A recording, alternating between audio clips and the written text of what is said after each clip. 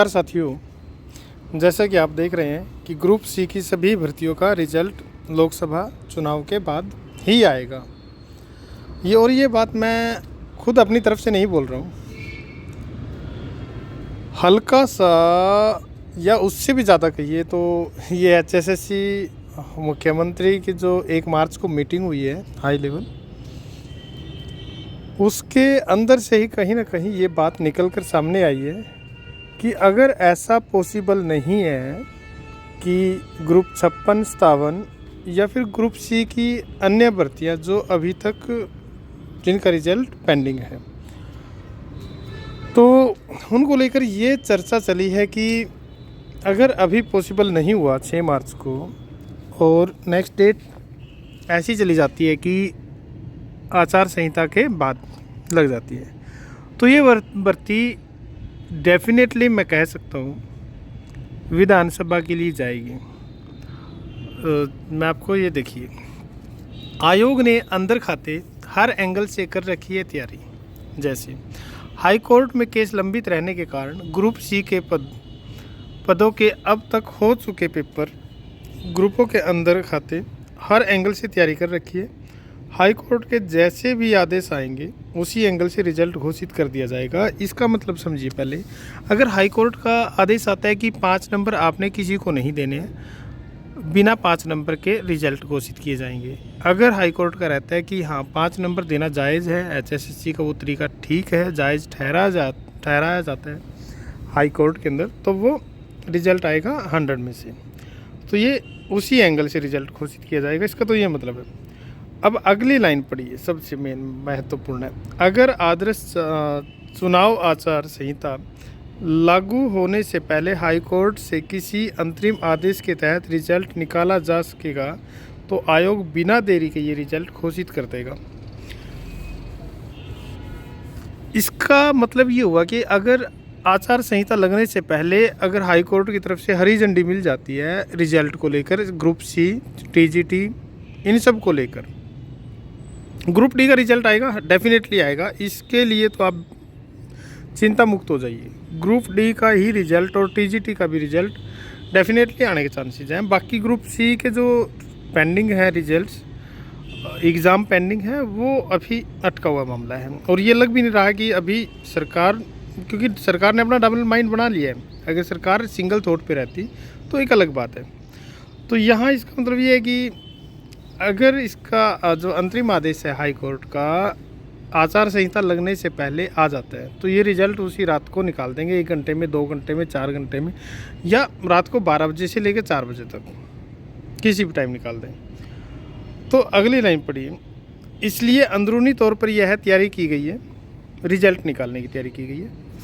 अब अगली लाइन जो कंडीशनल है और जो कोई भी यूट्यूबर ध्यान नहीं दे रहा है या ध्यान देना नहीं चाहता, तो यहाँ पर अगर कोई अंतरिम या फाइनल आदेश नहीं आया तो इन ग्रुप के रिजल्ट फिर लोकसभा चुनाव के बाद ही निकाले जाएंगे। अगर इस पूरे पैराग्राफ में जो इनकी मीटिंग के अंदर चर्चा हुई कि अगर फाइनल रिजल्ट नहीं आता है, क्योंकि ऑप्शन लेके चल रही है एचएसएससी, अगर हाई कोर्ट हमारे फेवर में बात करता है तो ये करेंगे, और अगर फेवर में नहीं आया हाई एचएसएससी के तो ये नेक्स्ट डेट मांगेंगे या हाई कोर्ट की तरफ से नेक्स्ट हियरिंग डेट दी जाएगी। तो यहाँ इसने जो ये बात आई है कि अगर कोई अंतरिम या फाइनल आदेश नहीं आया तो इन ग्रुपों के रिजल्ट फिर लोकसभा चुनाव के बाद ही निकल पाएंगे। कई बार मेरा एक दोस्त है करनाल से, मनदीप सिंह,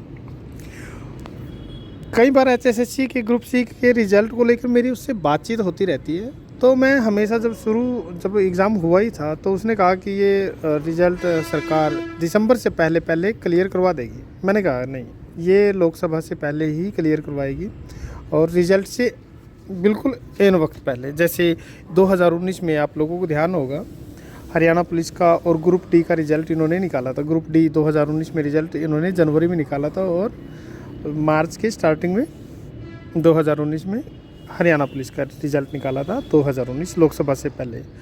तो ऐसा ही कुछ थॉट अभी भी सरकार के माइंड में था कि हम अपने हिसाब से मैनेज कर लेंगे सभी बातें, लेकिन कहीं ना कहीं ये जो इन्होंने ढिलाई बरती है एचएसएससी की तरफ से, वो इनको अब भारी पड़ती नज़र आ रही है। लेकिन मैं जो अपने दोस्त से बात करता था कि अब हमारे जो सीएम साहब हैं, इनको अब पहले वाला खट्टर मत लेके चलिए, मनोहर लाल पहले वाला खट्टर मत लेके चलिए। अब ये मनोहर लाल हो चुके हैं।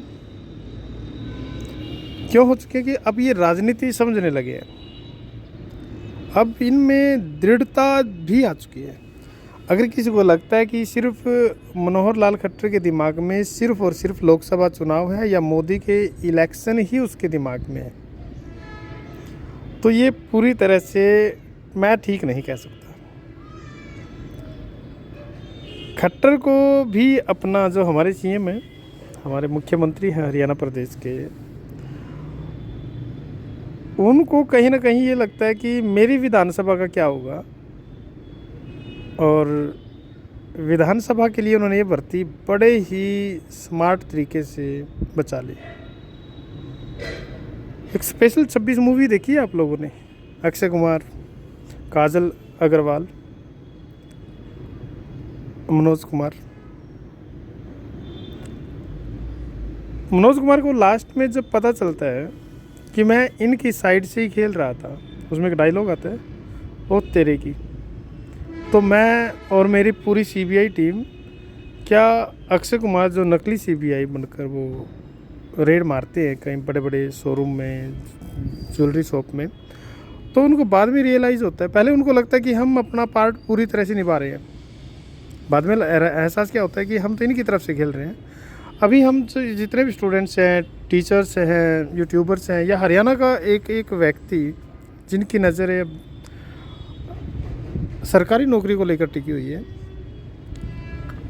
मेंटली फिजिकली पूरी तरह से परेशान है, और उसको लगता है कि वो कहीं ना कहीं एक पार्ट है। नहीं, मैं नहीं मानता ये कि वो कोई पार्ट है, वो उसका कोई मानसिक रूप से वो जो सोच रहा है वो ठीक है पूरी तरह से, नहीं। क्योंकि ये सब चीज़ें बड़े स्मार्टली घुमाई गई है लोकसभा से विधानसभा तक, क्योंकि यहाँ हल्की सी तो डांट रहेगी। मान के चलिए अगर केंद्र सरकार की तरफ से थोड़ा सा कुछ भी रहता है कि आपने भर्ती कंप्लीट नहीं की, तो ठीक है, नहीं हुई नहीं साहब, और मैंने पूरी कोशिश की है। हमने हाई कोर्ट में बड़े बड़े वकील भी उतारे, ये सब बातें होने वाली हैं, लेकिन अंदर खाते सोच के देखिए, सबसे बड़ा खिलाड़ी कौन होगा? जो केस लड़ रहा है एचएसएससी के खिलाफ, अगर उसको लगता है कि मैं सबसे बड़ा खिलाड़ी हूँ, नहीं, खिलाया जा रहा है उसको भी, और खोलने दिया जा रहा है उसको। ये मेरा एक आंकलन है। मैं बड़े समय से, मैं जो बताया, मैं एक दोस्त के साथ बात होती रहती है, आज भी मेरी बात हुई, तो मैंने आज भी उसको कहा कि मनदीप अब बता कि 6 मार्च को सुनवाई कंप्लीट नहीं होने वाली है, और जजमेंट भी बहुत रेयर चांस है कि, क्योंकि हमारे माननीय जो जस्टिस हैं बहुत सारे पहलुओं को देखेंगे कोई भी डिसीजन लेने से पहले, और अभी भी बहुत सारी बातें क्लियर नहीं हुई है, और एकदम से आदेश भी मुझे लगता नहीं कि सारी बातें क्लियर होंगी आदेश आने से पहले। और उसके बाद आचार संहिता लगनी है। आचार संहिता लगनी है तो भर्ती ये नहीं है कि 3 महीने के बाद पूरी हो जाएगी, कि जून के शुरू में कंप्लीट हो जाएगी, तब तो तारीख पे तारीख चलती रहेंगे, और उसके बाद ये तारीख खुद ही मांगते रहेंगे। जितनी तत्परता इस समय एचएसएससी दिखा रहा है, तो ये तत्परता तो कहीं ना कहीं सितंबर या अगस्त मंथ में दिखाने की ज़रूरत थी। अगर उस समय नहीं दिखाई तो अर्ली हियरिंग की क्या हमारी ये अक्टूबर या दिसंबर में नहीं हो सकती थी क्या? अर्ली हियरिंग तो अभी भी हुई है ना, अर्जेंट हियरिंग अप्रैल का केस लगा हुआ था, लेकिन कैसे न कैसे करके जब ये केस सुप्रीम कोर्ट की तरफ से आया कि इसको अर्जेंट में सुना जाए, तो क्या पहले नहीं हो सकता था ये? ऐसा ही फिर विधानसभा से पहले होगा ये, फिर फटाफट अभी ये अगर ये 6 मार्च टल जाती है इनसे किसी न किसी, तो 6 मार्च को पूरा जोर लगाएंगे ये, और जनता को लगेगा कि तुम्हारे लिए लड़ रही है सरकार। ये जितने भी एडवोकेट्स, एजी सब खड़े हुए हैं, वो सिर्फ जनता के लिए लड़ रहे हैं, हरियाणा के छात्रों के लिए लड़ रहे हैं, उनको नौकरी दिलवाने के लिए ये दिन रात मेहनत कर रहे हैं और कर भी रहे हैं। ऐसा नहीं है कि कर नहीं रहे हैं, लेकिन इनका सेकंड थॉट भी है कि अभी नहीं होगा तो चलो फिर बाद में देख लेंगे। और हाई कोर्ट के लिए भर्ती कोई मुद्दा नहीं है कि उसको लोकसभा या विधानसभा, उसके लिए चुनाव कोई मुद्दा नहीं है कि भर्ती उसको पहले करनी है और सरकार बनवानी है। सर हाई कोर्ट के लिए ऐसा कोई मुद्दा नहीं है। हाई कोर्ट तो अपने तौर तरीके से चलेगा, सारे तथ्य जांच कर, हर एक पहलू को की गहनता से जांच करके ही कोई निर्णय हाई कोर्ट की तरफ से आएगा।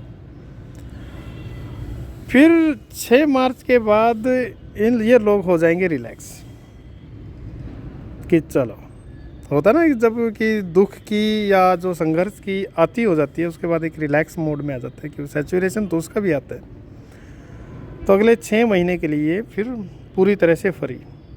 6 महीने कौन से? मार्च, अप्रैल, मई, जून, जुलाई, अगस्त, सितंबर में फिर ये ऐसा ही फिर बेड़ा उठाएंगे कि नहीं भर्ती कंप्लीट करनी है, हम जैसे कैसे करनी है, इसको बुलाओ, सुप्रीम कोर्ट के सीनियर जजेस से सीनियर एडवोकेट्स को बुलाओ। तो ये सभी चीज़ें फिर दोबारा से होंगी। हाँ, चांसेस हैं उस समय कंप्लीट होने के, या उससे पहले एग्ज़ाम हो जाए या कोई और तौर तरीका निकाल ले। बड़ा दुखी मन है मेरा भी कि एक भर्ती जो 1 जनवरी 2021 को निकाल ली हरियाणा सरकार ने सीईटी के नाम से, और 2024 में भी भर्ती होगी या नहीं होगी, पूरा हरियाणा सिर्फ और सिर्फ इस पर बात कर रहा है। सीएम साहब, गांव में जाकर देखिए लोगों के हालात कैसे हैं। जिस दिन किसी एक स्टूडेंट को समझ लिया ना आपने, एक छात्र को, दूसरे कोई ऑप्शन नहीं है रोज़गार के सीएम साहब, और हर एक के पास नहीं है। किसी को ये लगता है कि अगर मैं अभी तैयारी छोड़ दी और किसी दूसरे काम धंधे में अगर मैं चला गया तो फिर सदा के लिए तैयारी छूट जाएगी। अभी तो मैंने 4 साल मेहनत की है, 2 साल मेहनत की, 6 महीने मेहनत की, कि अब तो मैं इस फ्लो को बनाए रख सकता हूँ। अगर वो कहीं दिहाड़ी पे लग गया, कहीं छोटी मोटी नौकरी पकड़ ली, तो फिर दोबारा से वो उसका जो टाइम है, जो एक गोल्डन पीरियड हर एक का होता है लाइफ में, तो वो दोबारा नहीं आने वाला। भावनाओं को समझिए सीएम साहब, आगे जो पॉलिसी बनाए पारदर्शिता रखो। अब यूपी में भी देखो, यूपी में यूपी पुलिस का पेपर लीक हुआ, कैंसिल हुआ। आरओ एआरओ का पेपर भी कैंसिल हो चुका है और सख्त ऑर्डर आ चुके हैं कि 6 महीने के अंदर अंदर भर्ती कंप्लीट, एग्ज़ाम कंप्लीट करवाया जाए और भर्ती पूरी की जाए।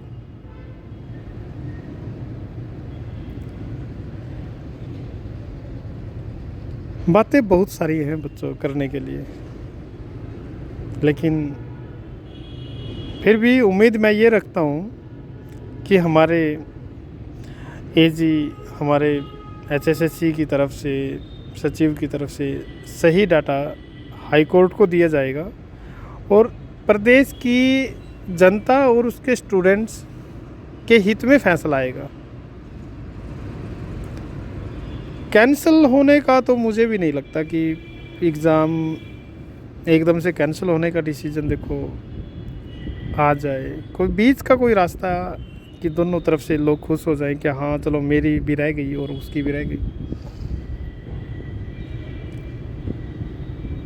तो बड़े दुखी मन के साथ इस वीडियो का अंत करता हूँ। आप सभी ने सुना मुझे, धन्यवाद।